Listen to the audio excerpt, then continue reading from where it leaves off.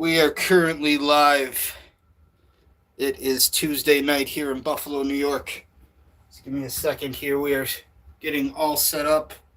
Thank you so much for tuning in, checking out the live stream.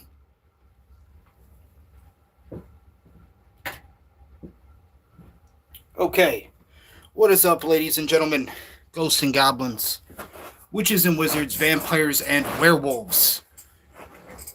It is me, Dwayne Grimm, also known as Demonic. It is a new season of WWE Unreal on Netflix. We are going to be checking that out tonight.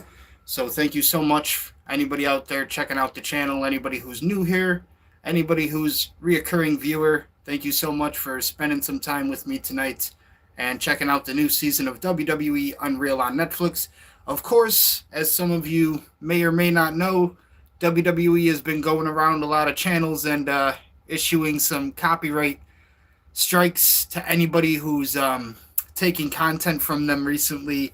So I'm only going to be able to show you guys, the audio like we did kind of the last season. Not going to really be able to show you anything off the screen or off my television where I'm watching it, just because we are trying to avoid those copyright strikes. And of course, this follows for a lot of just WWE related content in general, whether it's, stuff like the gameplay stuff with video games, even just other events like Monday Night Raw or premium live events such as WrestleMania and stuff. I am trying to do the Road to WrestleMania, which is coming up soon.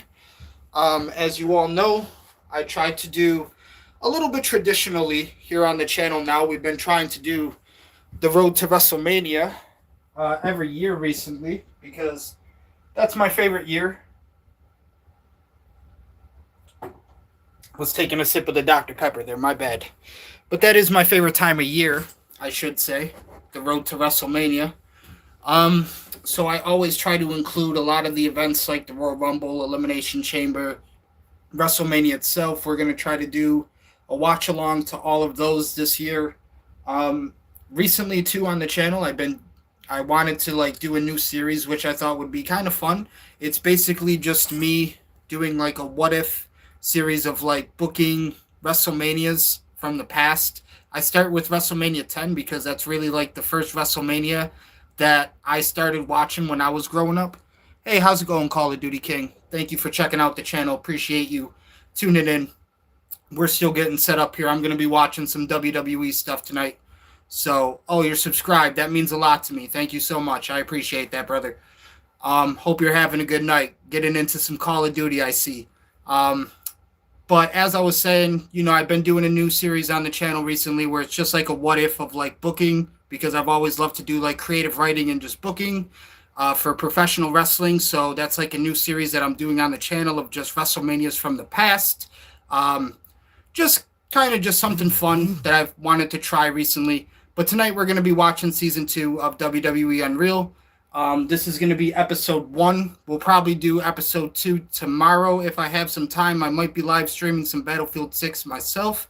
So if I have some time, maybe Thursday will be the next episode for WWE Unreal that we have a chance to sit down and live stream that.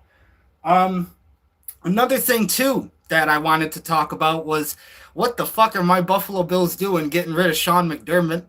All right, I don't know what the fuck. I was doing some stuff yesterday and I found out at 8 p.m. at night that they got rid of Sean McDermott. I'm like, who? Brandon Bean, what the fuck are you doing? Terry Pagula, what the fuck is going on here? Listen, the only good coaches that Buffalo has ever had when I was growing up has been Marv Levy and Rex Ryan, you could say. I mean, that's all it's been when I've been growing up. I've seen a lot of shit coaches. Okay, I fucked with Sean McDermott. I just want to say thank you, Sean, because, dude, you were trying to take a dream and make it a reality. They kept him around for 9-10 seasons. I don't really understand what's going on with some of the executives and the uppermen in terms of ownership of the Buffalo Bills because, dude, I don't know who the fuck they're going to get to replace him. I mean, you better get my boy Mike Tomlin from the Steelers because I don't fucking know at this point. They're talking Mike McDaniel. I know about how people feel about the Dolphins and that, and it's just dude, I don't know. the rumors of like trying to get Bill Belichick to come back and coach a Bill. Yeah, good fucking luck with that. Bill Belichick's gonna come back to coach for the Buffalo Bills. Yeah, no. It's a sticky situation. I'm not a fucking owner. I don't know what Terry Pagula is doing. I don't know what Brandon Beane is doing. I like Sean McDermott. Whoever gets to pick him up next, they're going to be a hell of a team. It's crazy. It is crazy. Ben VR, thank you for checking out the channel. Thank you for tuning in. Appreciate it. But I have no idea what's going on with that. Sean, I wish you the best of luck. Y'all boys better try to get fucking Mike Tomlin at this point because I don't know what the hell we're going to do. I'm just going to say this, like, in my opinion, the thing about it is with me is, like, the thing the owners got to understand and shit, like, as a team, as a player, you win together and you lose together, dude. Like, it's not about you lose a game, yeah, but you got to move on from that. You got to win the same way that you take losses as a team. And the thing about taking a loss as a team is it builds camaraderie. You're going to bring a whole brand new head coach in that really doesn't have the experience or the camaraderie with his guys. And it's just hard to build a relationship off of that. Like I said, we got rid of Stephon Diggs, and that kind of like left me feeling like, I really didn't like that decision, but we moved on from it. And now firing Sean McDermott, it just feels like, dude, like the whole thing was going to be like trying to build Josh Allen with Sean McDermott and like seeing them, you build everything as a team is like, that's what I'm trying to say. So it just feels, it feels negative to me to really fire Sean McDermott at this point. Like I said, whoever they get to replace him, I don't know. But it's going to be hard to try to build that same relationship with the team and the guys. Aiden So Sigma, thank you for checking out the channel. Thank you for tuning in. But it's just really hard to establish the same kind of success and the same kind of like overall goals when you try to bring somebody new in that position. Of course, it happens for whatever circumstance and for whatever reason. They got rid of McDermott and this happened. But hey, man, we got to try to move on from that. And like I said, hopefully whoever they try to get next is whatever the fuck they're looking for, because I don't know, man. To try to replace Sean McDermott is going to be a crazy gap to try to fill. But like I said, man, best of luck to McDermott. We'll see where the Buffalo Bills go in the 2026 season coming up. But we're going to get into this watch along. We're going to get into WWE Unreal. This is season 2, episode 1, and it is titled No Days Off.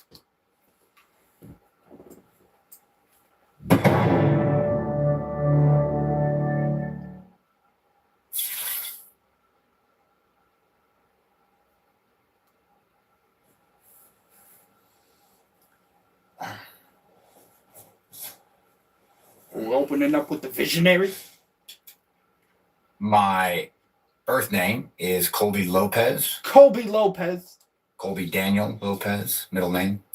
I have wrestled as God, Gix, Taj the Destroyer, Tyler Black. Tyler Black, I believe, in Ring of Honor. And now I wrestle as Seth Rollins.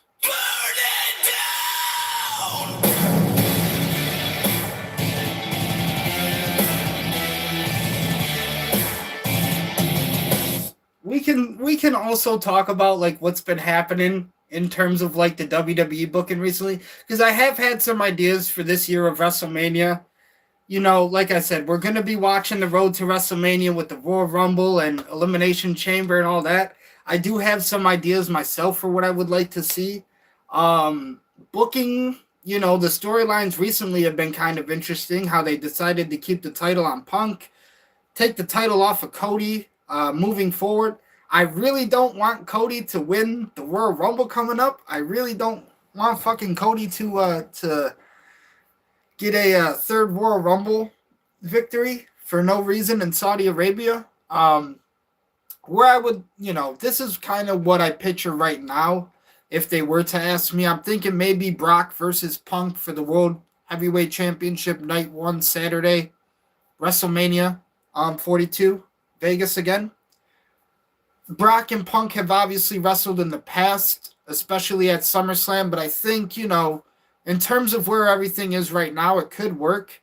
Don't really know what's going on with the Braun Breaker situation. Like, back in my day, we didn't really suspend wrestlers for acting out. Teddy Long just put him in a main event against The Undertaker. So I don't really know what direction they're trying to go with Braun Breaker. It seems like they want somebody from Division to be in that main event picture, or maybe the Judgment Day. But it's going to be interesting to tell where like Monday Night Raw really goes with that picture. I have also thought about I would like to see Austin Theory versus Dominic Mysterio for the Intercontinental Championship. I think that would be really interesting. Yeah, it's just going to be, very crazy to see where the World Heavyweight Championship picture goes in the future.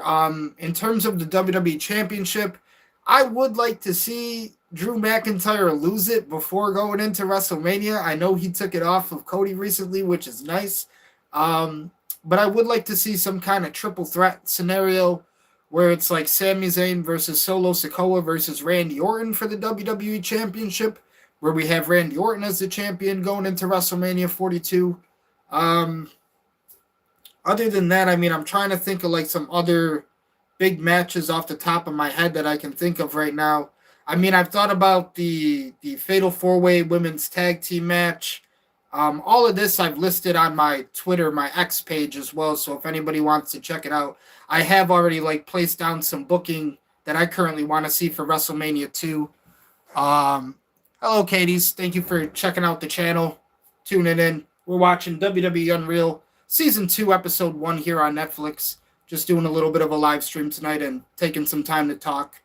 But yeah, in terms of like what's happening on SmackDown, there's a lot of interesting like rivalries and things taking shape right now. I really don't want to see Cody anywhere near the championship again. I think keeping Cody with like Jacob Fatu and keeping that rivalry going to WrestleMania would be more the move for me right now.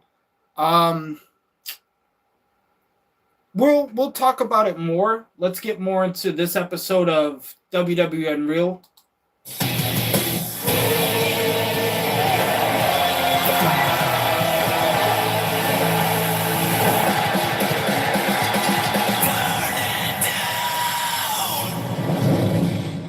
My name was not chosen by me specifically. It was chosen by the late, great American Dream, Dusty Rhodes, who was the head of creative at the time I was in developmental way back in 2010. I still wear the brace on my boot. And Dusty Rhodes, the American Dream, in 86 is my time. I had this list. I'm sitting in this office with Dusty, and he's looking at it, and he's got his little glasses on. What name do you like, baby? So I see you got Rollins Circuit over here. I like that. That's good. That's nice. Oh, Seth. That's it. I think that might be it, baby. Seth Rollins. Yes, that's it. Seth Rollins, baby. I see it now. I see it on the marquee for WrestleMania. Dusty Rhodes was such a fundamental part of like leading the charge and just the force of electricity between this entire new generation of wrestlers that we've seen have so much success. I believe all the way from like 2016 up until now, like 2026, so like the past 10 years, all the success in like WWE has really come from guys under the tutorship of Dusty Rhodes.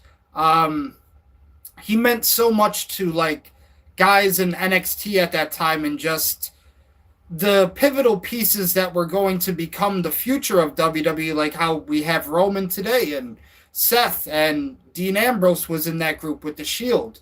Obviously now with AEW.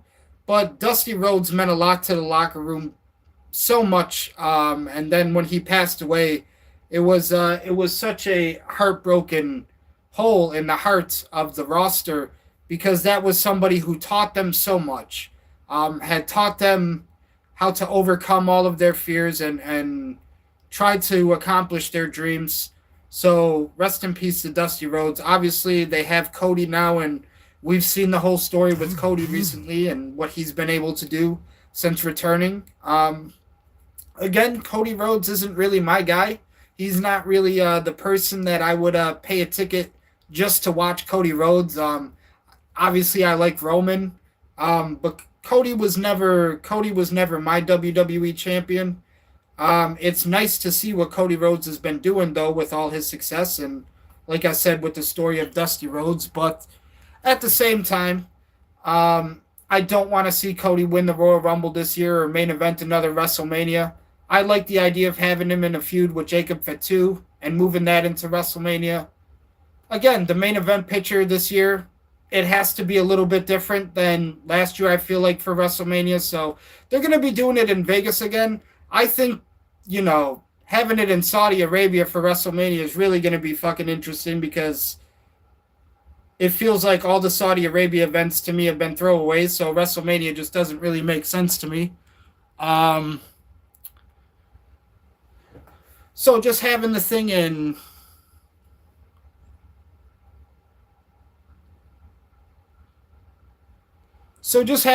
Saudi Arabia seems just a little bit nonsensical to me right now. New Orleans really got fucked. I don't know why they took them off the list. We still haven't really got an answer for why New Orleans isn't hosting a WrestleMania anytime soon. But the company's going to make the decisions they want to make.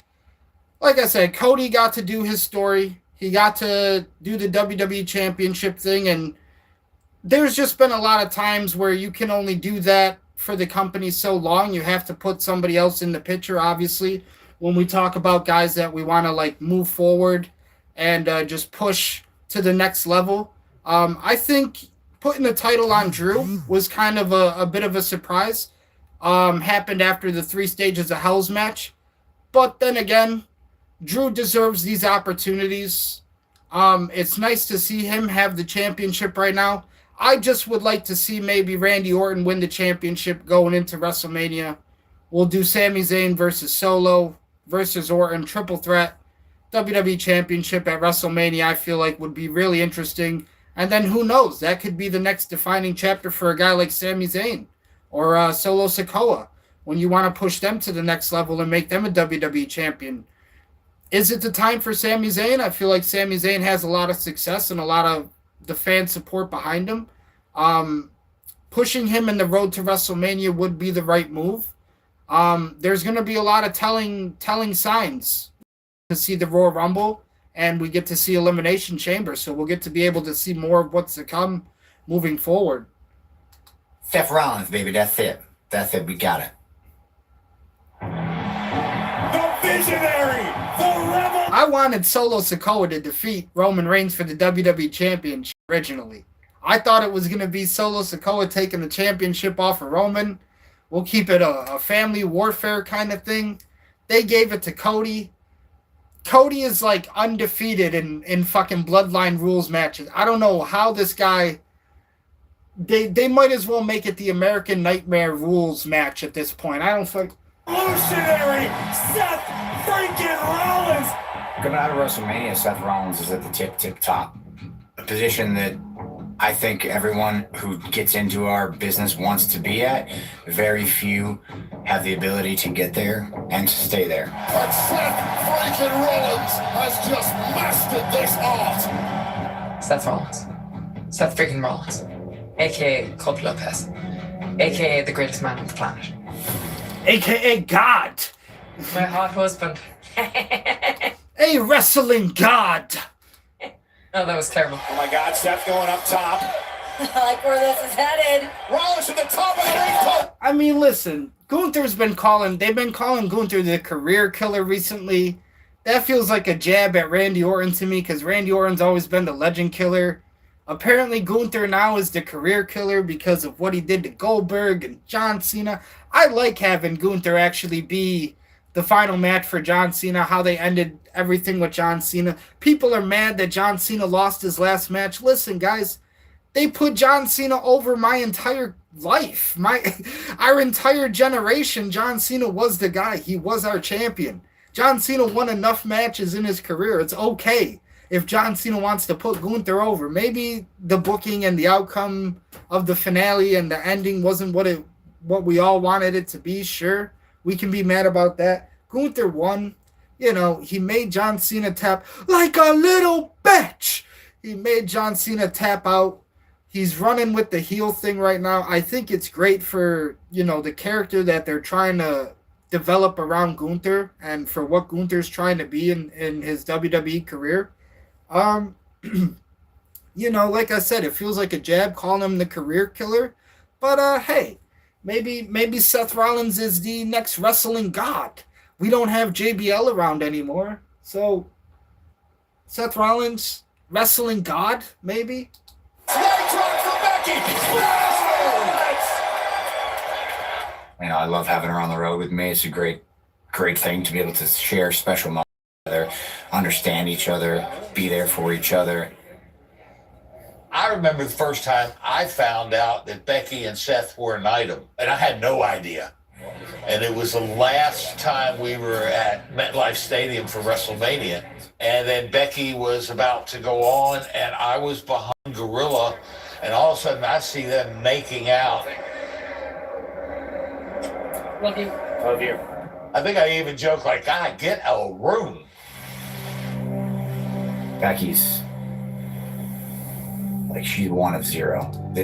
It's, you know, the title of this episode is No Days Off, and it's great here that they're explaining a little bit more of the relationship between Seth Rollins and Becky Lynch here, who are a great, you know, they have a great relationship, a great love between them. It's nice whenever we get to have the chance to see them work together on WWE television. But in terms of like No Days Off, when you're a WWE wrestler, I mean, when you're trying to be a pro wrestler in general, you have to just get used to the feeling of never being home, and never being around your family. You know, losing a lot of connections, losing a lot of valuable time that you have to sacrifice because you're trying to do something else that you love and put food on the table and support the people you love and support yourself and feel like you have to do what you have to do in life.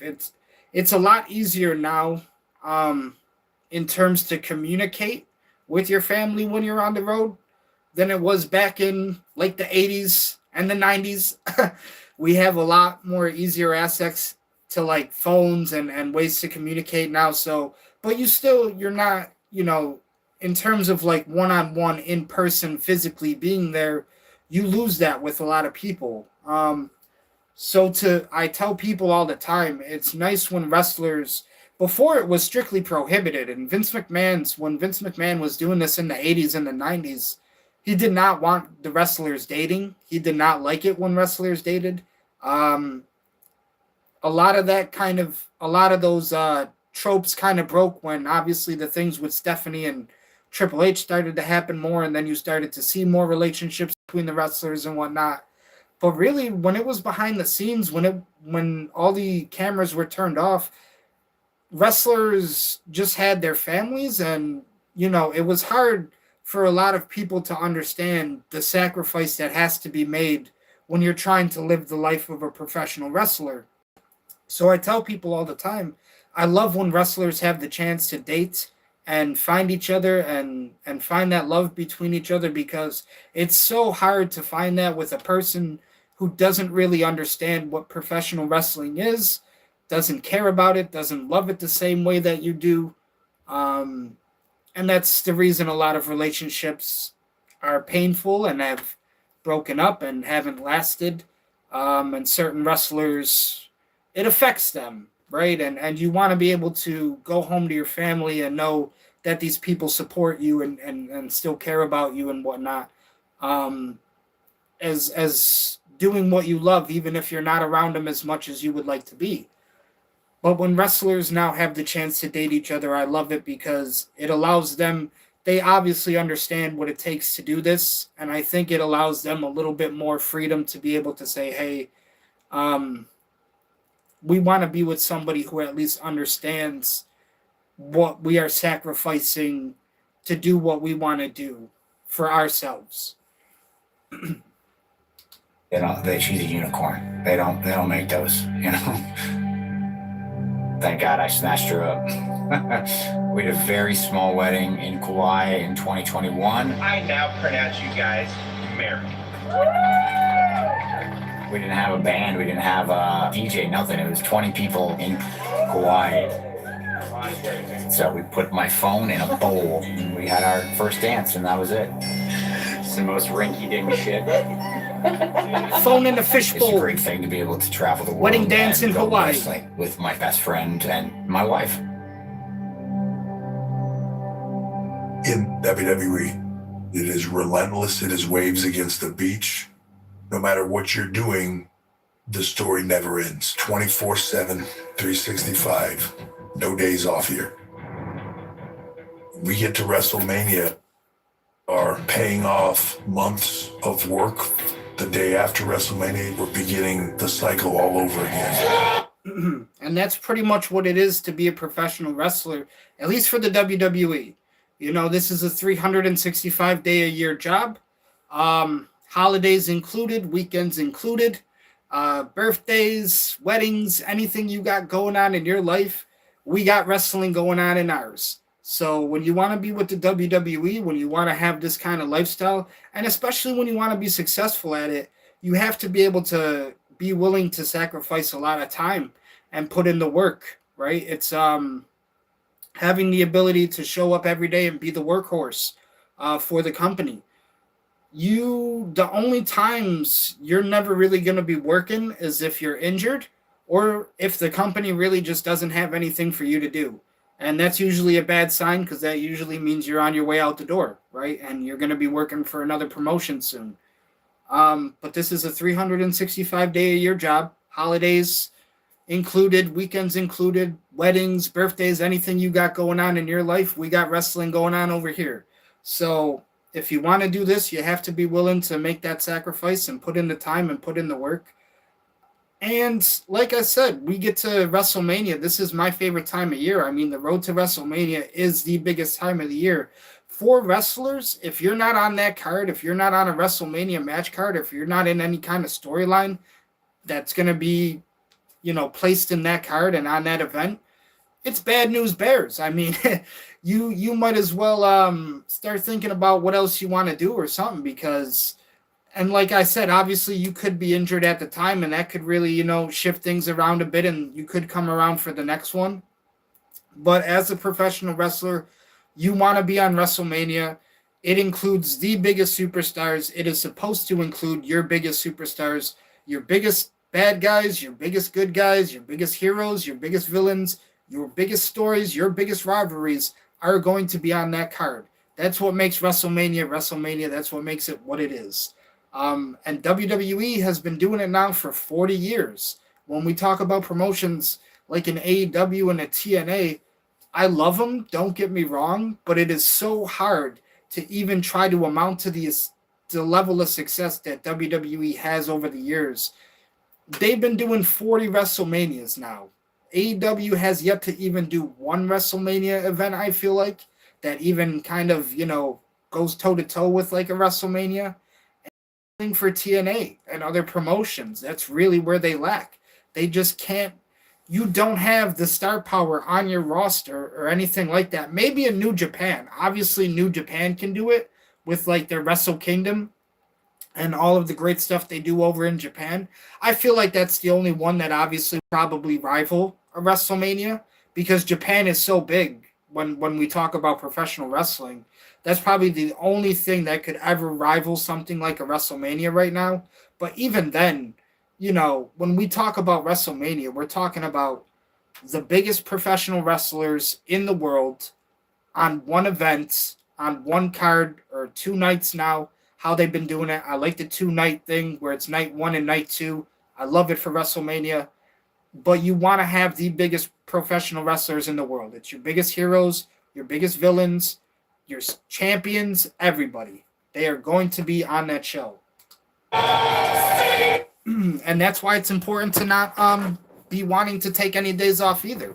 You put in the work all year round to kind of put yourself in the position to even get to a WrestleMania or to even be a part of a WrestleMania. And that's the thing, too, for a lot of people, right? Some of these guys' dreams, they want to win the WWE Championship. They want to main event WrestleMania. Even to be on a show like WrestleMania is an honor and a privilege. Whenever you do a big show in the WWE or whatever promotion, if you're working the show and you're working the house, you go up to whoever's in the main event and you thank them. You shake their hand and you say thank you for the house because they're the reason that they put asses in the seats. People paid a ticket to see them and you're on the card mostly because of them, mostly because the company or whatever promotion felt like you deserve to be on the card along with these superstars. Stone Cold said it back in the day. He told Mark Henry when he was talking about the business, he said, "Listen, man, I'm gonna write down every event. I'm gonna write down every time they book me in a main event, however many people were at the event, tickets sold, merchandise that he sold, whatever." Because Stone Cold was like, in the future, he's gonna be able to show Vince McMahon, "Listen, I did this for you. What can you do for me?" You know what I mean? So, and obviously they did a lot for Stone Cold. Over the next several months, we just keep raising. But you show them the amount of work that you put in. And now, I mean, statistically, they can keep track and they can keep record of everything a lot easier. Superstars don't have to keep fucking little personal journals of every event that they've worked and everything. It's all, dated and down now, but it's like, before, you could show them, hey, listen, I put in this amount of work, and that's why the company puts me in this kind of position, because they can see I'm this kind of workhorse for them. Stakes for everybody. Get to SummerSlam. We'll set the ball in motion for all our WWE superstars. Injuries will happen, and looking for new stars. SummerSlam is that long-term destination. Get everybody out of here so he can get through. This year, you will see that play out with superstars like Seth Rollins and Becky Lynch. They're prime examples of us playing the long game.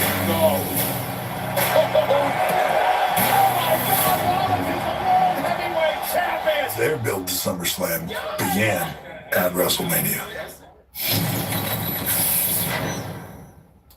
So Triple H pretty much explaining here, a year for the WWE, when we talk about creatively or in terms of like writing, everything is focused on the road to WrestleMania, and WrestleMania is where it all starts, right? That's where it starts, and that's where your year kind of picks up from there. On season 1, we ended with WrestleMania, right? So now this is pretty much going to be the aftermath of all of that. Like Triple H said, in terms of long-term writing, SummerSlam is your long-term destination. So you don't worry about SummerSlam until, July, August, really, because it's not until like a event. So it's not going to be around until August. And then after that, of course, you have an event that I really like, War Games now, which has been incorporated with Survivor Series. But that's kind of like your holiday celebration. They used to do it. They used to call it, that was WWE's Thanksgiving. Survivor Series was like their Thanksgiving. So it's like, when you talk about it, when you look at it in terms of writing, you always start from your biggest event, which is going to be, our biggest events are here at WrestleMania. So we're going to start from there. We start at the top and we work our way down to the next road to WrestleMania, essentially. When you get through everything else from WrestleMania, SummerSlam, Survivor Series, and then, of course, next road to WrestleMania, you got Royal Rumble, WrestleMania, SummerSlam, Survivor Series. It's always been the big four for WWE. And that will probably never change, because that's always been the big four for WWE throughout their entire history. That's just how they do things. Me, when I did my little creative stuff on 2K and the WWE video games, I like to kind of have my WrestleMania event, which I call Ragnarok. I like to have that more towards the end of the year for Christmas.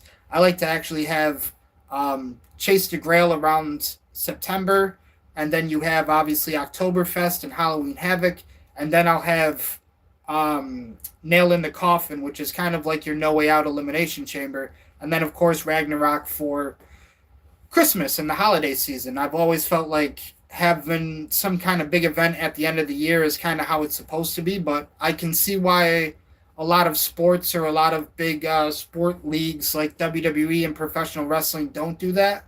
I think Starrcade for WCW used to be around December and used to be around Christmas. I could be wrong.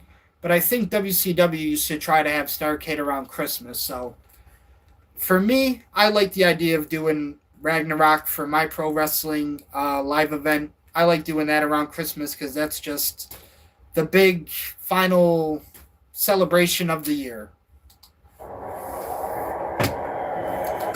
So, of course, I start the year from all the way at the top of January all the way down to December, which would end with Ragnarok. But for WWE, that would be their WrestleMania.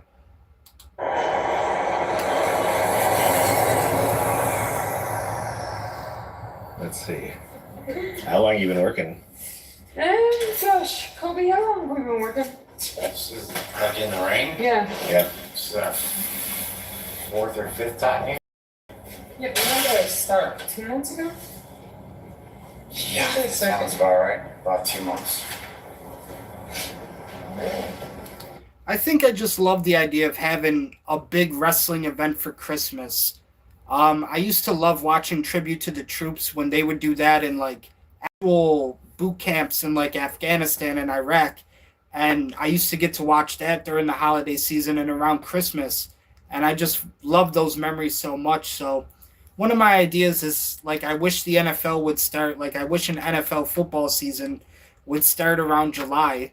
They just start it on the 4th of July, no matter what day it falls on. But start it on the 4th of July. That's the first game of the regular season.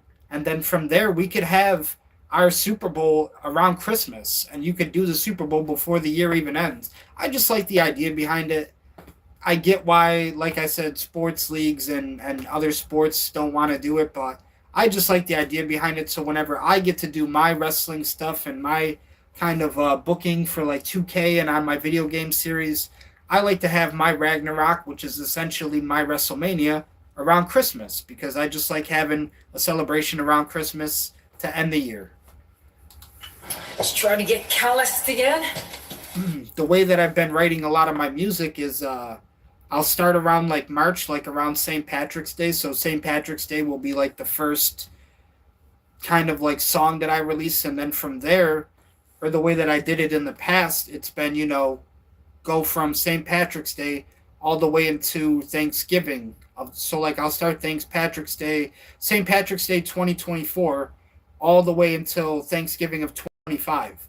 So I've liked doing that because it lets me have kind of like December, January, February to kind of just enjoy what's been happening. I get to enjoy Christmas. I get to enjoy, New Year's, a lot of the holidays. So it's just good. I don't see why a lot of other stuff doesn't do it more, but I like doing it that way. So just the way I've been doing things for writing my music personally, like I said, I'll start around St. Patrick's Day in March, and then it'll go all the way until like Thanksgiving of like 2 years later. So it gives me some time to like write, put in the work and put in the amount of effort that I need. And then once after all that is done, I get to kind of enjoy the holidays a little bit.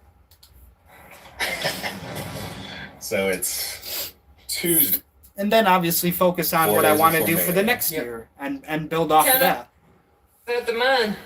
I'm going to take a sip of the Dr. The Pepper. plan is for you to be there this weekend, correct? Tis. And how did that come about? My real name is Rebecca Quinn. Over the years, I've gone by the Last Kicker, the Man, Big Time Rebecca Bex, Quinn. Becky Two Belts, and I'm currently known as Becky Lynch.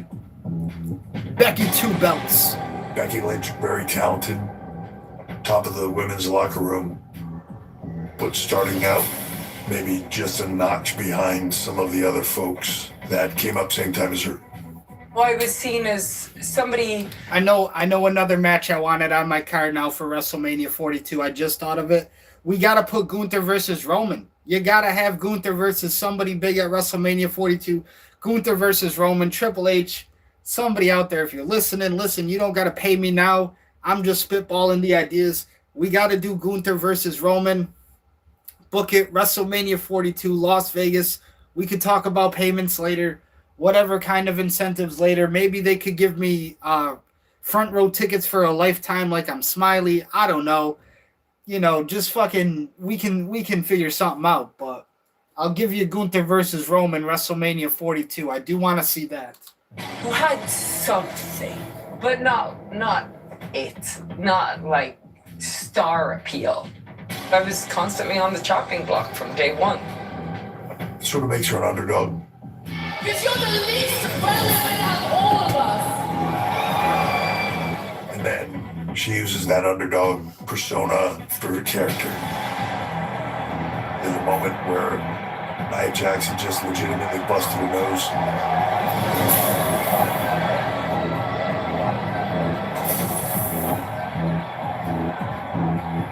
Becky may have a broken nose. Obviously, she doesn't care. Bought stacked against her and still come out blood all over her standing in the aisle with her fist up in the air. That makes her. She becomes known as the man.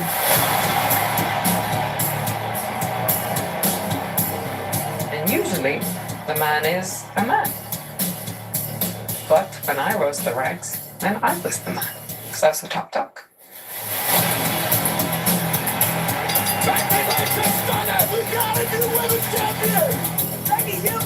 I wasn't meant to be the top of the entire industry, but here I am. 2024. I was pretty burnt out, and I said, okay, I think this is a good pause. I had been going on all cylinders since I came back from having my daughter. Come here, Lonnie. Yeah. I just want to hold her and love her. Oh. Moms. She's such a mom. Great mom.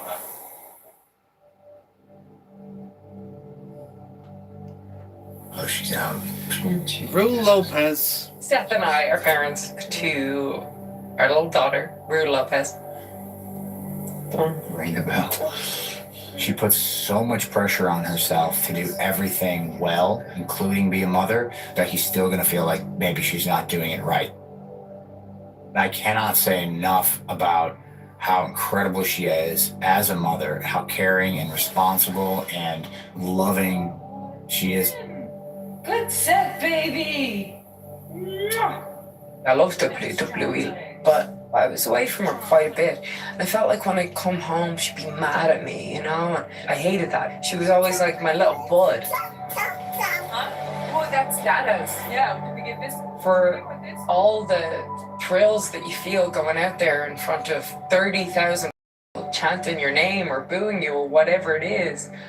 Like when I go to her gymnastics class and I see her doing like half decent cartwheel, I'm like, oh my God, my baby, it's the greatest thing ever. But then, May 2024, I told Hunter, I said, look, my contract's up, I want to take some time off. And he said, okay, well look, we'll pause it, we'll give you a little bit of time, and then we'll renegotiate the contract whenever you're ready. So that's what we did. By early 25, she was ready to come back. So she begins to train with Seth. You're trying to get a hold of her the whole time, so you're like, ah. So I started training with Colby about, is it confusing if I call him Colby? Okay, so I started training with Colby around, because it's weird for me to call him Seth. I got it. We would just get in there and move around and, you know, I always keep fit, so I was fit. But ring shape's a whole different beast, especially when you haven't done it for a while. Like your back is just totally bruised. Like you feel like you've been in a car crash. Oh, yeah, no, that's why. Yeah, it doesn't feel good. It's fine. Yeah, no, that's my back. Yeah, back. My back's just really starting to seize up now. So I felt that, and that's par for the course. How should we be thinking about Becky Lynch?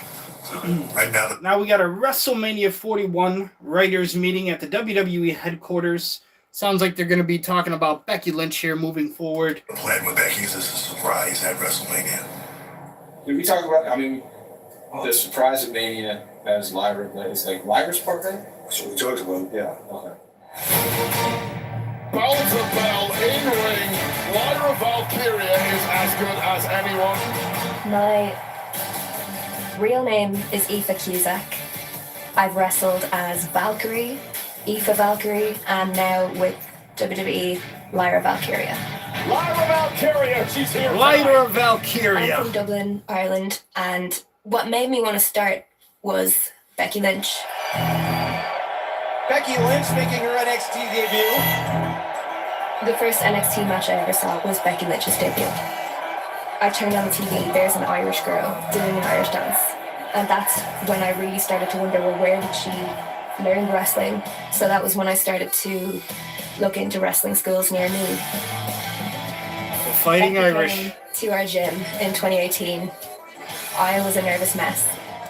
So Becky Lynch here has obviously been a very big inspiration to Lyra Valkyria.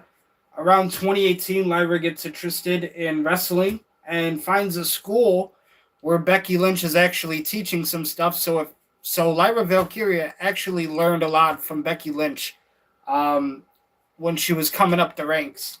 And I just like teared up, didn't know what to say to her. And I was like, I'm so sorry, I'm not usually like this. And she was just lovely to me. But she was already a big star, and I was just doing shows on the independent scene. We took a photo, and now that photo is like priceless. And now Lyra's into the Nightwing.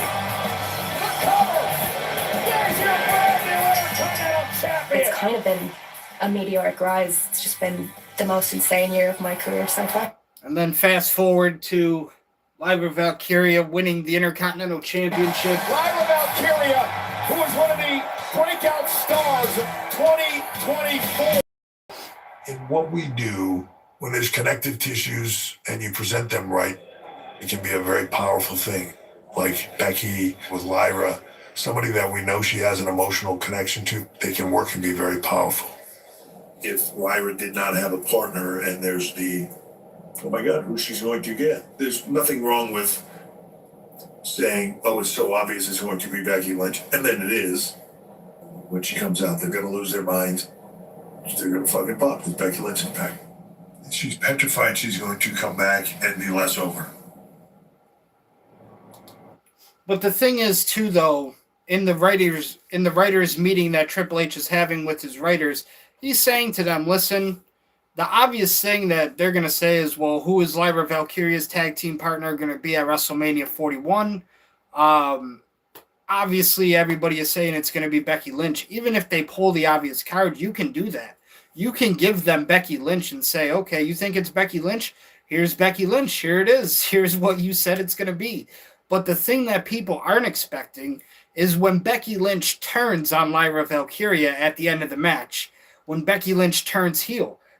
When Becky Lynch comes out, the fans are going to pop for her because, like Triple H, it's fucking Becky Lynch. She's Lyra Valkyria's tag team partner. They're going to be happy to see that. What they aren't expecting is the cross at the end of the tag team match, where they turn Becky Lynch heel.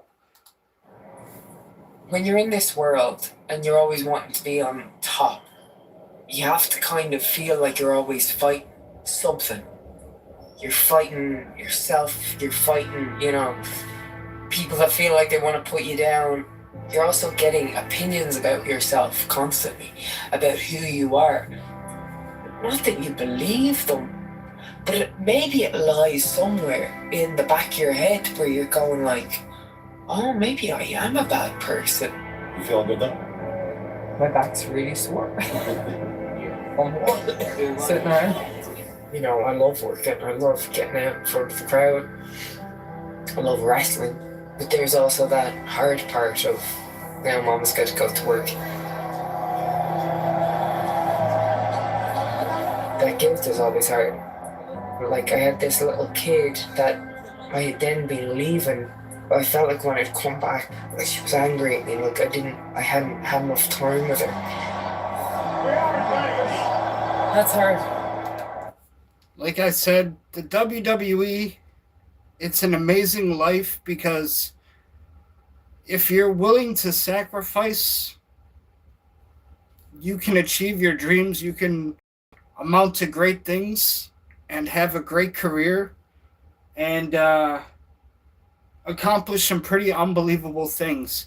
But you have to be willing to sacrifice, and a lot of that sacrifice, like I said, comes from being away from the people you love, right? Your family can't always be there.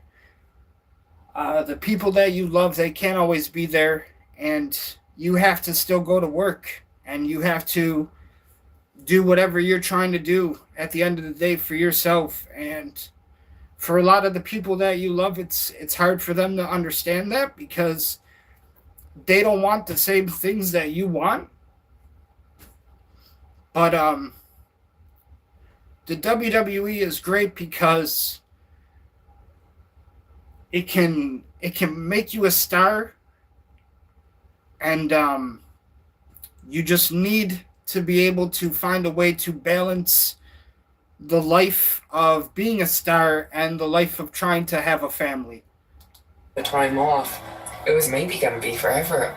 I don't think I knew. I was kind of so content. This is probably it, you know, this is the final run, this is the final contract. So I suppose it's a matter of knowing that, understanding that, and enjoying that the best I can. The thing that is actually crazy is, you know, to understand this too, every wrestler at some point in time is going to have their last match. They just don't know when it is. It's great to see that John Cena got to decide when he wanted to have his last match, but for wrestlers, they never know. And everybody is going to have their last match at some point. When we think about all the wrestlers who are at the top right now, hopefully they're sitting in a place where once they decide to retire, maybe financially, they'll be satisfied enough to where they can pursue like other things, maybe acting or other ventures that they're passionate about. Stone Cold retired, he tried acting, hated it, and now he's doing like professional racing with like his four-wheelers and his quads and stuff. So, you know, there's so much that they're passionate about other than, but they find that, you know, once they feel like they're satisfied with wrestling. If you don't have a career where you're satisfied, or you feel like financially you can't hang up the boots, then obviously you're going to keep doing it for however long you need to continue to do it for. But every wrestler at some point is going to have their last match. Nobody knows when it is, though. And wrestlers don't, bookers don't, nobody knows. This is the biggest event that we have. It's coming back. Not knowing how that crowd is going to go. I will not be surprised if I kind of get booed tonight. I feel like I'm out of breath already though. My lungs don't feel the dryness and everything. Yeah, I understand. Is that anxiety? Yep. Oh, okay. Will I be okay when I get You'll be okay. Totally okay. 100%. Once you get out there, no problem. you're good. So just left. I'm too old. What am I doing? You're about to go kill it. So I don't think they'll be happy about it. No, you're wrong. You'll see. We'll see. The following contest is for the WWE Women's Tag Team Championship! We got this. We got this. Let's just have fun. This is fun. I'm so honored to be here on your first month in WrestleMania. Introducing first, Raquel Rodriguez and Liv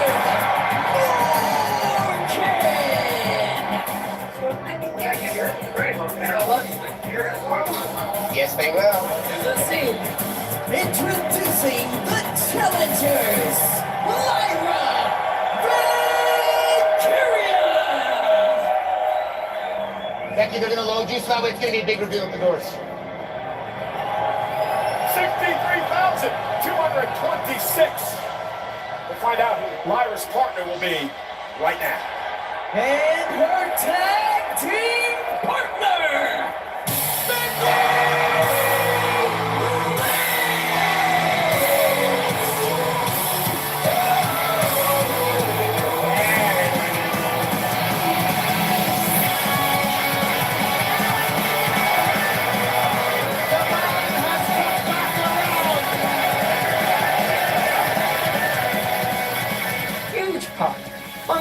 elbow pop. The woman started breaking into tears.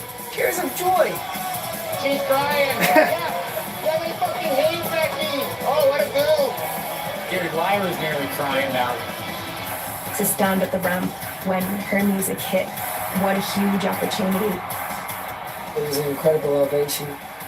You know, sometimes when you're out of it, you kind of forget the magic of it. And then when you're in it, it's like you've been sprinkled with pixie dust or something.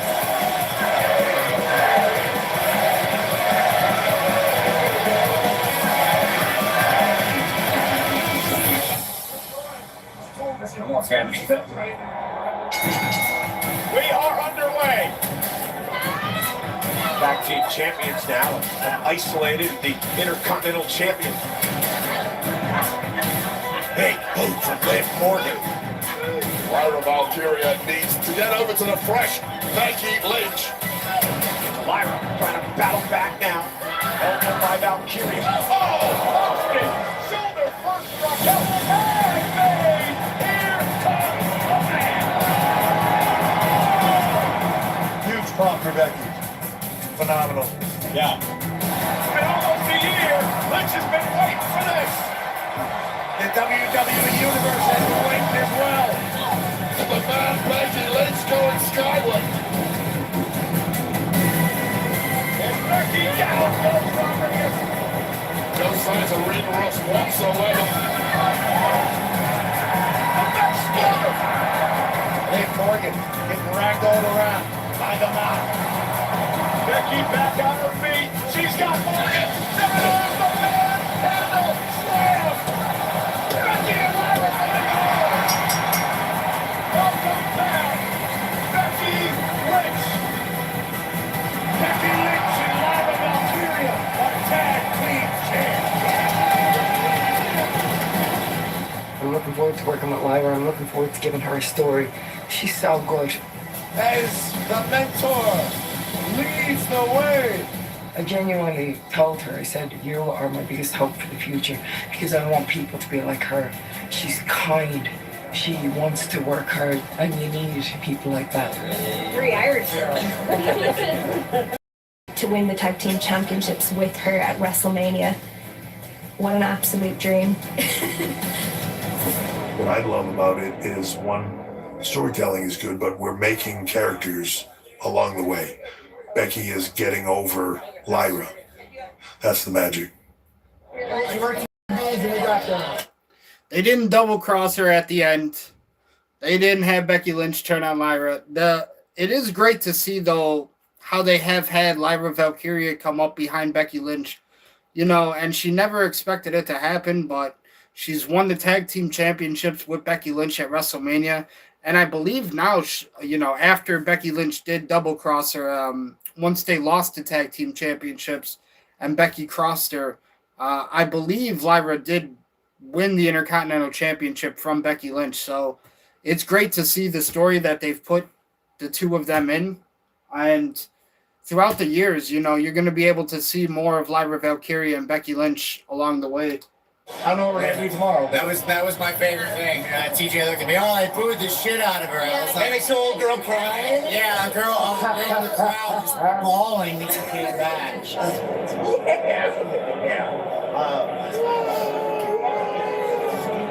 I'm not very. I got a title.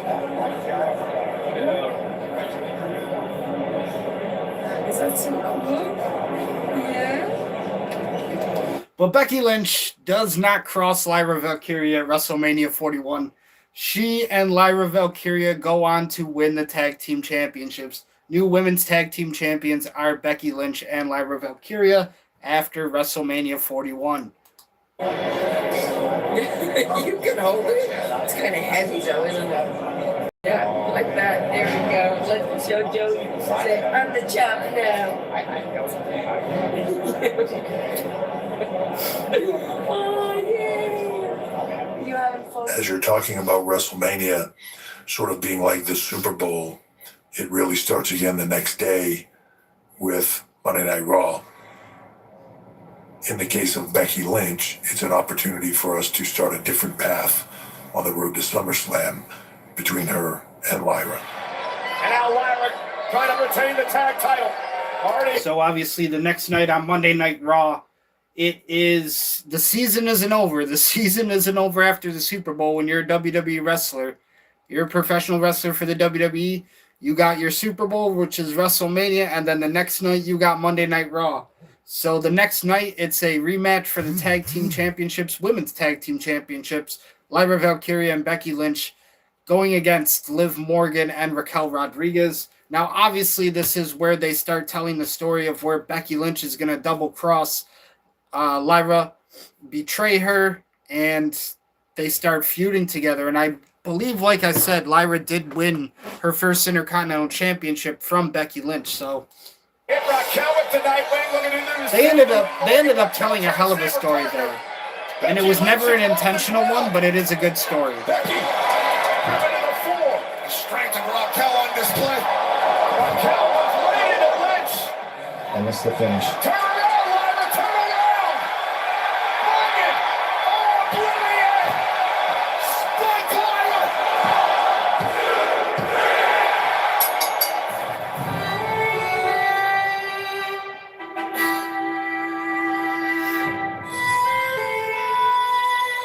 They were great champions for us, although it was quick. The women from Ireland came together and did something special at WrestleMania.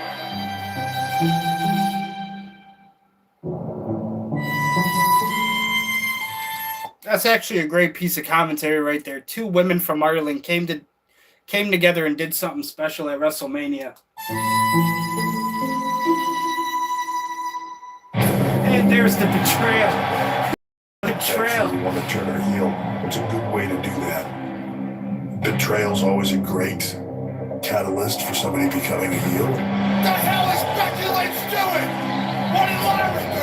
Lyra's defenseless, and I'm a manhandle slam by The betrayalman from Becky Lynch on Lyra Valkyria. We didn't get to even really After they lose the tag team titles. When she turned on me. And what it ended up looking like was me taking manhandle slam after manhandle slam after manhandle slam while the crowd cheered. There's no reason for that from Becky Lynch. Obviously, you hope that they're always going to boo the bad guy and cheer the good guy. But sometimes it doesn't happen. That is one thing that is off with a lot of today's audience, at least in pro wrestling, or a lot of the fans in the WWE universe, is when there's moments where characters are supposed to be heels or they're supposed to be bad guys, the crowd ends up shifting and cheering them, which is not what you want to happen in a lot of these heel situations, or a lot of these moments where you're trying to get heat on a bad guy or a villain. And what the crowd will do, what happens here when Becky Lynch does betray Lyra Valkyria, Lyra was saying, we were hoping that they were just going to boo Becky, but cheering that Lyra's getting manhandle slam after manhandle slam. Becky is turning on her tag team partner right here. They literally just lost the titles. And Becky Lynch decides to betray Lyra, and the crowd is cheering for it, which is not exactly what you want to happen. But in modern pro wrestling, especially with a lot of today's WWE audience, they have that strange thing about them where when a villain is supposed to be a villain, a lot of the crowd will shift and just start cheering for them. And I feel like it's not something that you can essentially control, because it's a lot of crowds, a lot of audiences in different cities are always going to be different. You can't say that the crowd in Brooklyn, New York is going to be the same as the crowd in, Brazil, or a crowd in Montreal, Canada. It's just different levels of energy, different communities, different cities that you're performing in.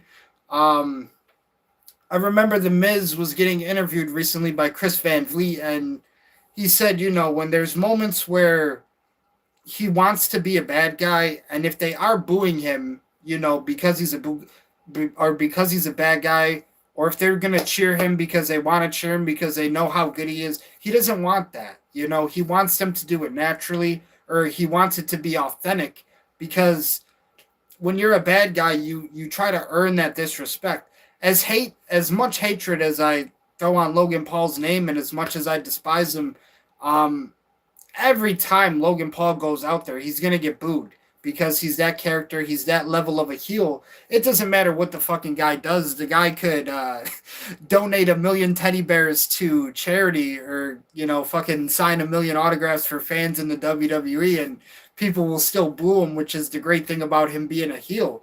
But it's like you want the heels and the villains to have that level of authority with the fans, where it's like when they come out, they're going to get booed because the fans hate this person. They try to do it a little bit with Gunther, but it almost feels like Gunther gets to the point where it is a little bit respectful too, where like Gunther will come out and it's, they'll start cheering or they'll start clapping for the bad guy. And it's like, if they are going to boo him, it should be more of an authentic hatred. Obviously, he got some heat when they with the finish in that John Cena match at Saturday Night's Main Event.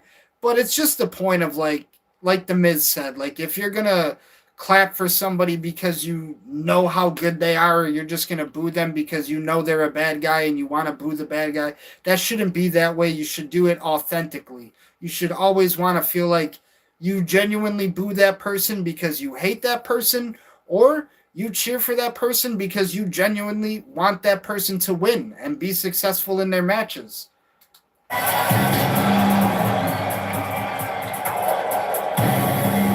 They just cheered for me. They loved it. And then they started chanting one more time. So it was not ideal for what you want as a heel turn. And now again, Becky time! Are they going to favor me, even though I'm the bad guy, over somebody that they don't know as well as Lyra?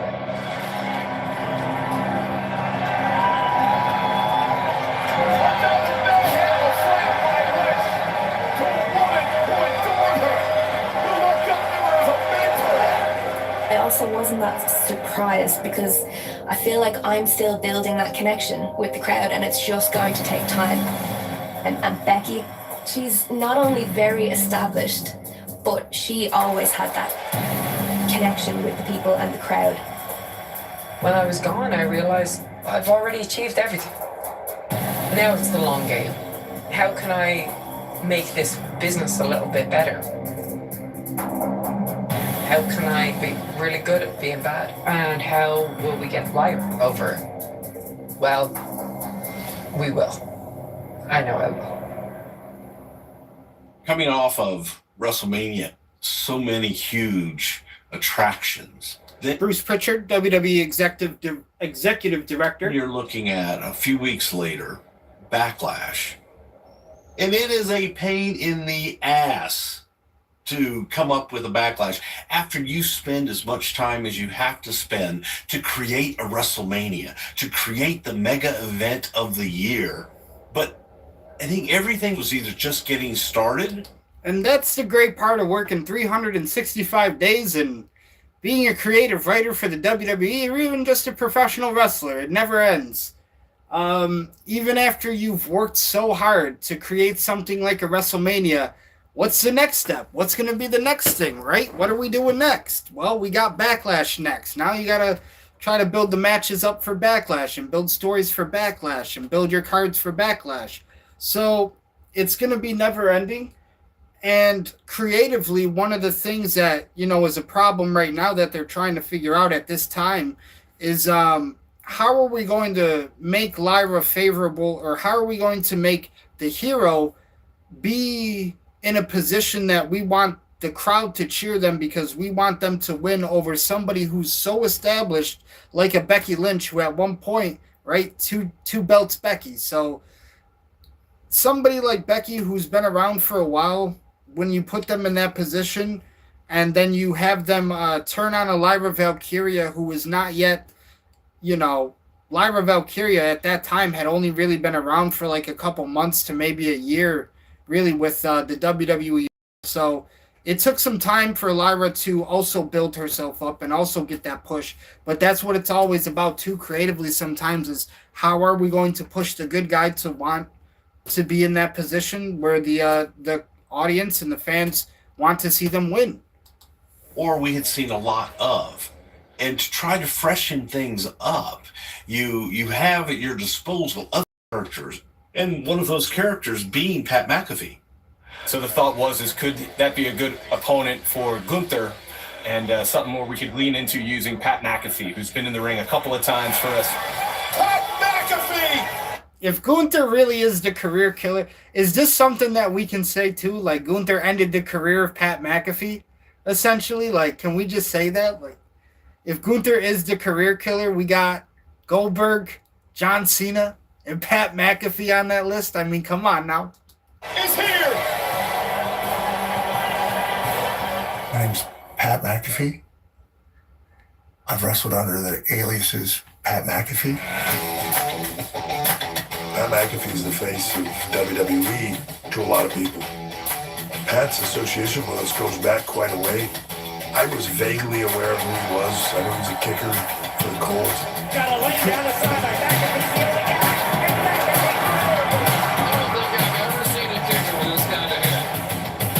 You know, it's been incredible to see him go from like little podcaster to NFL stuff to ESPN. You're the greatest of all time, Everybody, brother. hey, thank you for the time. You guys are awesome. So like just keep blowing up along the way.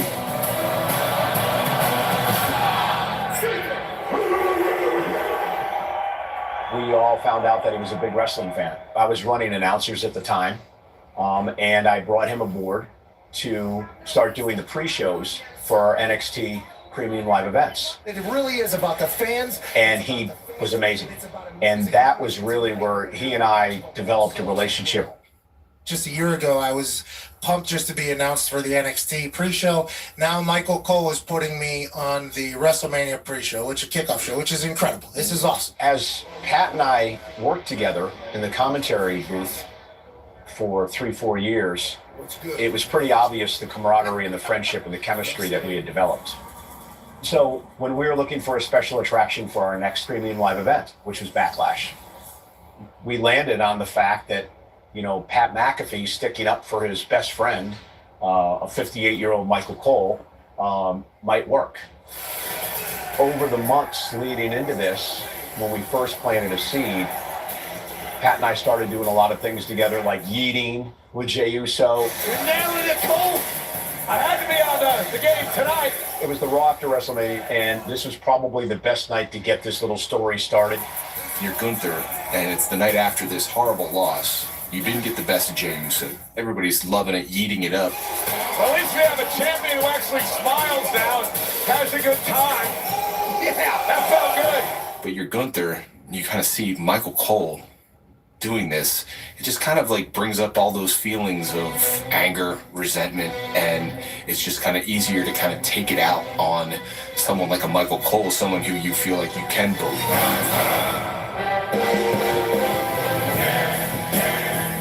Yeah, you need to stick up for Michael Cole because Gunther's going to come bully him a little bit. It's like, Gunther? Can we have maybe somebody else, maybe? I'm old now. I got a daughter. I don't know if now's the time to wrestle Gunther.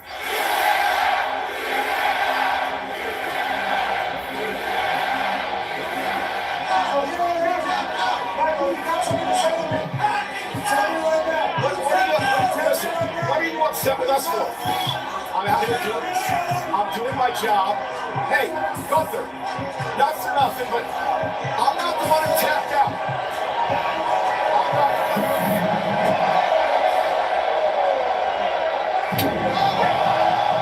And he snatched me and grabbed me. There was this collective gasp.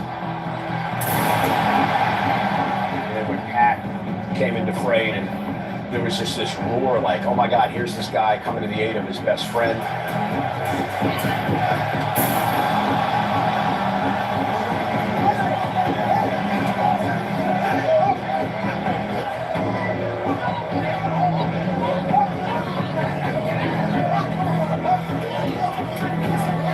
Tell Gunther, do not let that fucking thing go. Keep holding on. Keep holding on. Don't let it go. Don't let it go.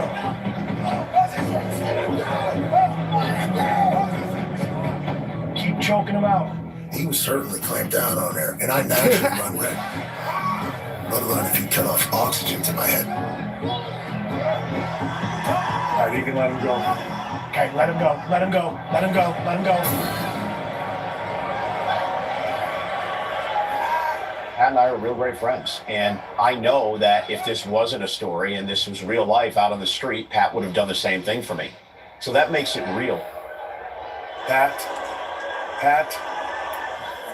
tell the referee, tell him that he has to keep working the whole time. You can't stop working backstage.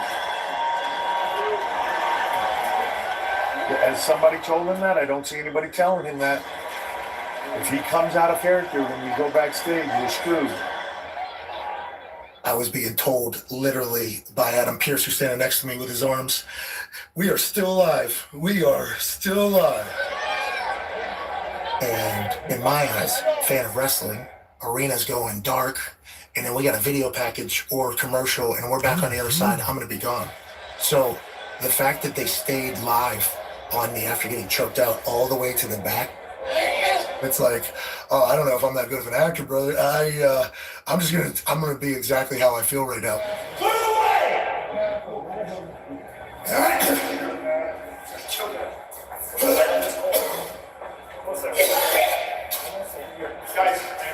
When I followed Pat to the back to the locker room to make sure he was okay, and General Manager Adam Pearce said to me, Take the rest of the night off, okay? Take it off. I am not gonna let some bully not allow me to do my job at WrestleMania. that started the emotional attachment of the story to our audience. Now they're like, okay, we're on board. We want to see Gunther get his ass kicked. That was fucking awesome, dude. That was badass. Thank you. Good? Yeah. They were talking to me the whole time. Great. So I appreciate it. This is our home. This is the Thunderdome in Indianapolis, Indiana, and this is the place where me and my boys operate every single day. I'm taking on Gunther, who, when you think about that, I should get killed. You know? That would make sense. Sitting next to this wrestling ring for the last few years. Now we bring it into the Thunderdome because there's a lot of work that needs to be done. It's impossible not to look at it and go, you know what, I might as well go jump off that thing. Yeah. It's also a great place to kind of prepare the body. Yeah. What all they need to do to beat Gunther. He's big, he's strong, he's good. Yeah. He's former world champ 2 or 3 weeks ago. That's right.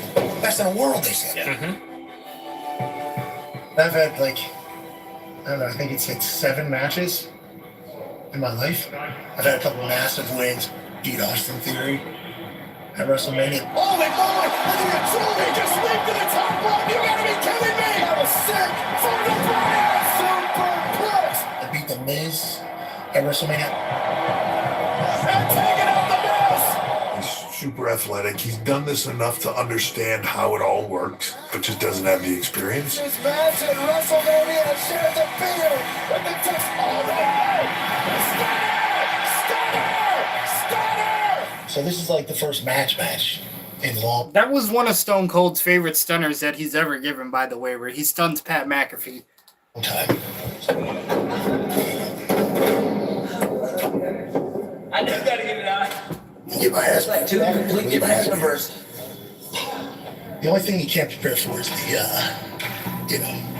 he throws those frying pan hands at you, and he's trying to crush your sternum into your spine.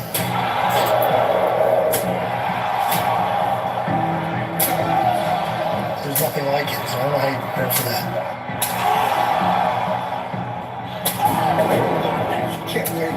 I can't wait to. Am I nervous? It's gonna happen, So you can't really be nervous. It's gonna happen, one way or the other. I feel good going in. I feel comfortable and I feel honored for the opportunity.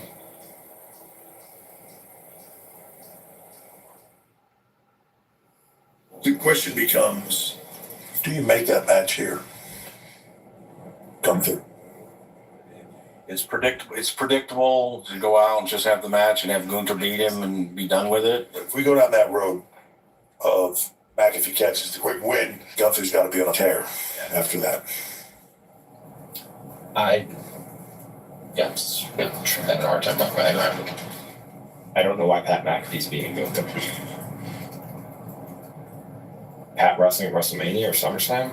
James Bond wins at the end of every James Bond movie because that's what you pay to see. It's the right ending for the story.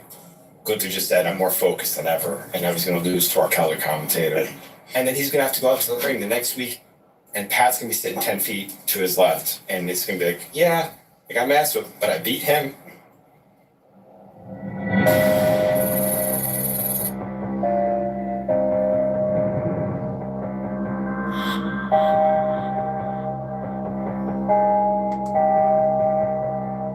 "15 minutes left in episode 1 of WWE Unreal Season 2. I am old in wrestling and shitty, and then just establish it really, you know? Yeah. Our first match after she turned on me was at Backlash, and every other match was such a big, heavy, star-studded match. And then you've got me versus Becky, so I wanted to fit on that card. I was like, I have to have the most amazing match. Yeah, at the end. I think it's good. So I was a bit worried. I'm not a professional athlete anymore, so I try to eat good. I try to work out, but I'm not doing a lot of cardio. I didn't know if I was going to be able to give enough for like a good Gunther match. Are you going to look like ass out there? Hey, Pat. Take your time and breathe, right? But if you feel like, if you're fucking with where you like, hey, I need a sec, just tell him. He'll work around you. Check me out. He'll do something to you, get you down somewhere, and he'll just take his time, work the crowd where you can gasp. Yeah, breathe. Pat McAfee versus Gunther. Backlash 2025.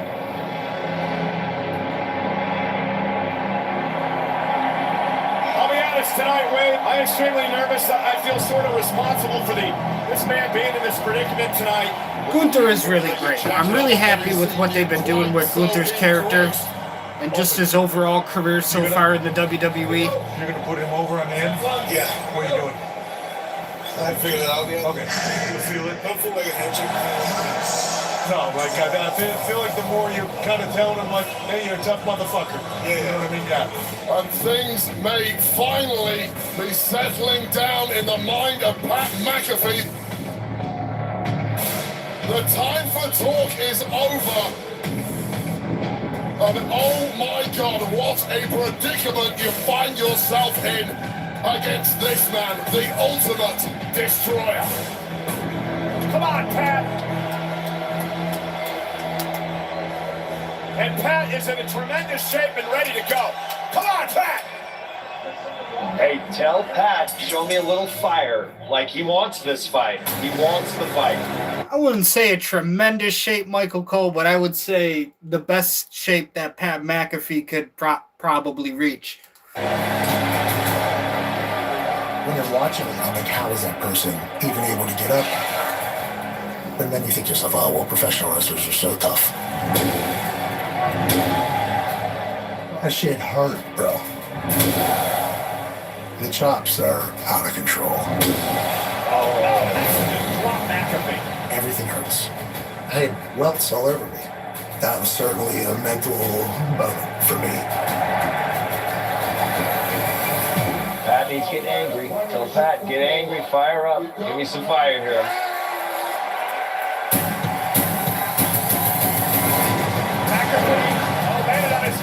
From behind. Oh, feet again. Kept making a slide. Here comes McAfee. Come on, Pat. And Gunther quickly back to his feet, right McAfee's face. Michael Cole has left the damn dish to absolute nutcase. And Cole, get the hell out of danger. And I mean, the fact that Gunther kind of accepted a match against Pat McAfee too kind of shows you how versatile he is in the ring. Just to be able to work a guy like McAfee and try to make a good match out of it says a lot about his like in-ring skill. That is a 58-year-old man. I really like Gunther. Like I said, I'm happy that they gave him the W in John Cena's final match. I'm really happy that he's the guy that retired Jabroni Goldberg. The ring general Gunther and the ring jabroni Goldberg.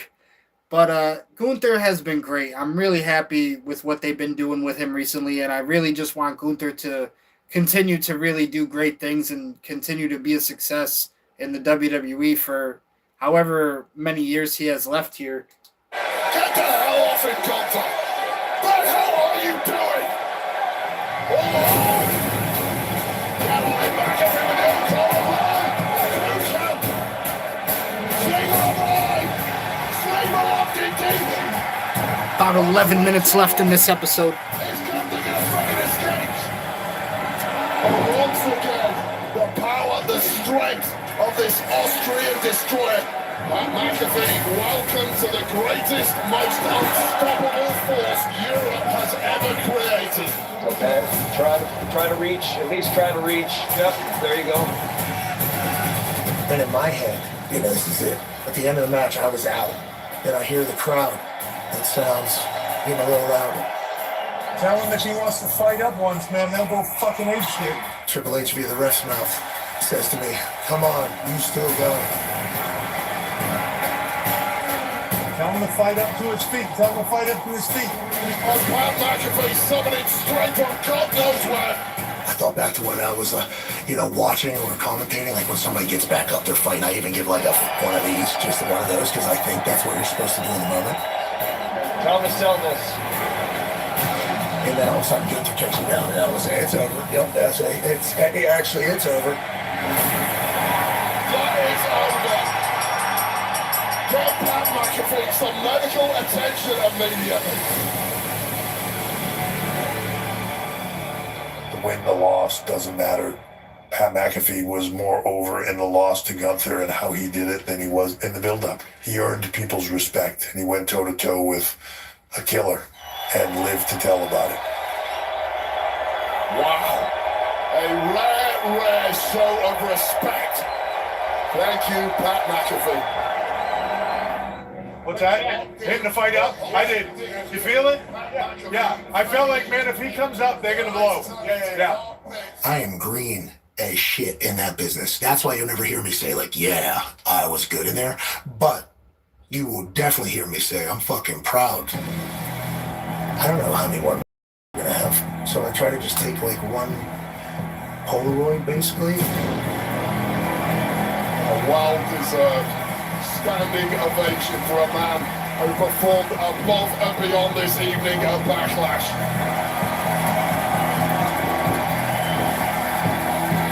A little bit emotional. I was kind of in a whirlwind. I got to back. John Cena was talking to me, and it's like, here's actual GOAT talking to me right now and complimenting me. Fantastic. Jeez. I don't have that again, but that was great, man. I don't have any gears. No, that was great. Thank you, John. How'd you feel?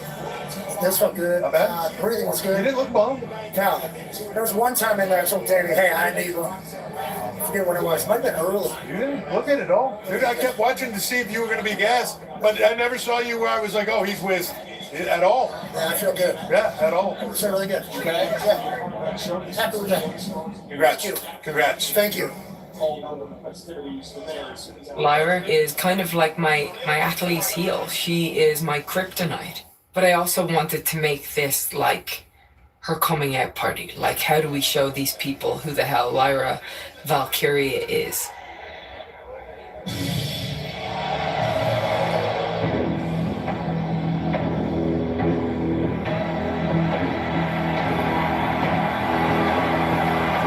Women's Intercontinental Championship match, Becky Lynch versus Lyra Valkyria. The Fighting Irish at Backlash 2025.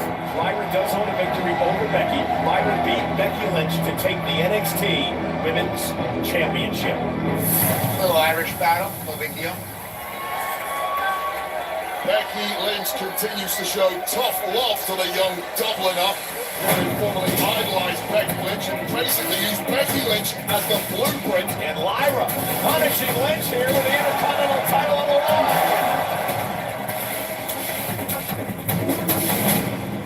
I feel like that was the ultimate opportunity, the ultimate, here's the ball, run with it. Becky Lynch beat up in front of Lyra's fiance. There you go.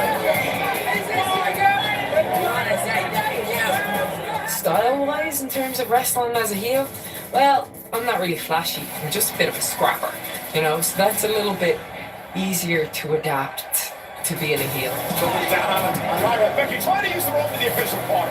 That was premeditated. With being a heel, it's always about taking a shortcut. When you are outmatched on a skill level, how do you take the quickest way to success? Becky Lynch now has exposed the turnbuckle in the corner. We have Lyra hitting her finish, but the rep will be a little slow to the count. Now Jessica Carr realizes the turnbuckle's been exposed. She's going to head out to, I guess, grab the pad. Meanwhile, Becky went for another manhandle slam. Lyra Valkyria has Becky up. Nightwing! All right, you can come at any time. The official was out of position when she was doing her job, but it allowed Becky to kick out. How do you get the upper hand? And oftentimes it's pulling a piece of hair, it's poking somebody in the eye. Here comes an eye poke by Becky. It's doing something behind the ref's back. It's taking the shortcut. Wow, highly effective. Pulling up Lyra able to counter. Pull up from her own. Grabs the leg of Becky Lynch. They got it!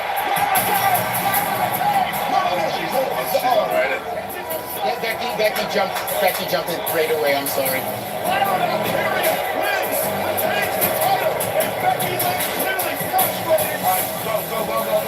And now that it's over, just get in there and do something. Becky, let's go.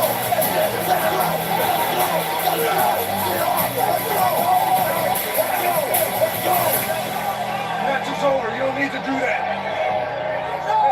Leave in the back. Let's go.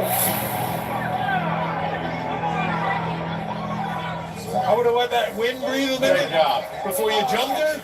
Just so to let them, the higher they can come on the pop, they didn't have time to pop. You know what I mean?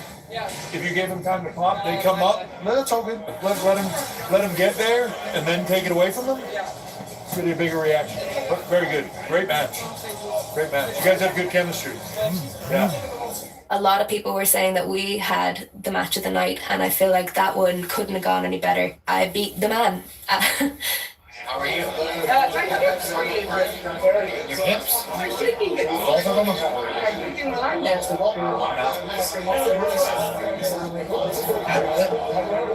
I'm sorry.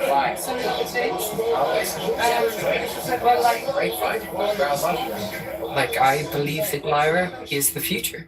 I do believe that she's the future. I think she has the right mindset. Like, she is always trying to analyze what's good, what's bad, why does this work, why doesn't that work, how do I get better? People like that. The trick in our business is to have an eye on the long term, because that's really where the money is. It's the long term. Where are you going to get to? I've never been through something that was more grueling that I cannot wait to My get boy back. Jelly. Everything I ever dreamed of, and I never thought that I would have all this from wrestling. Get Doc in there. His dad is texting me, and I'm like, do I have to like your dad? It's like my 7th broken nose. You want me to be real? This is as real as I can be right now. Like, don't fucking cut me off. Let me get mad. It's about making people feel what you're feeling.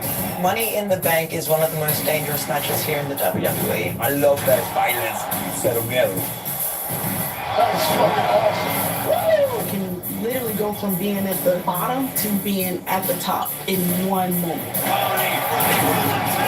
If you're refusing to hand the torch, I'm gonna murder you for it. Take that, motherfucker. Our job is to make you emotionally invested to the point where you want to pay to see the next chapter. An historic first ever 2-night SummerSlam. You ain't seen nothing yet.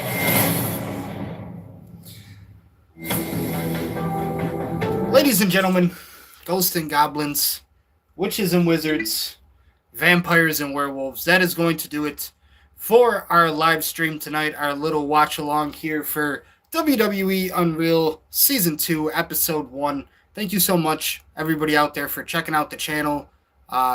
Hanging out with me tonight really means a lot to me. If you guys are interested, I'm going to be doing a new series on the channel where it's like a what-if series of like what if I was booking WrestleManias from the past. We have a new video out today. It was for WrestleMania 10, so if you guys want to check that out, I really appreciate it. If you guys are enjoying the streams, enjoying the content on the channel, please consider leaving a like and a subscribe. It means a lot to me. We're aiming for 300 goals right now on the channel, so once I reach that subscriber goal, we'll do something special to celebrate for 300 goals. So thank you again for everything, guys. Hanging out tonight, spending some time with me. Tomorrow we'll probably be streaming some Battlefield 6. And then Thursday I'll be back with another What If I Was Booking WrestleMania 11. And then probably episode 2 for WWE Unreal Season 2. So thank you so much again, guys. Really means a lot to me. Take care of yourself. Until next time. Peace, God.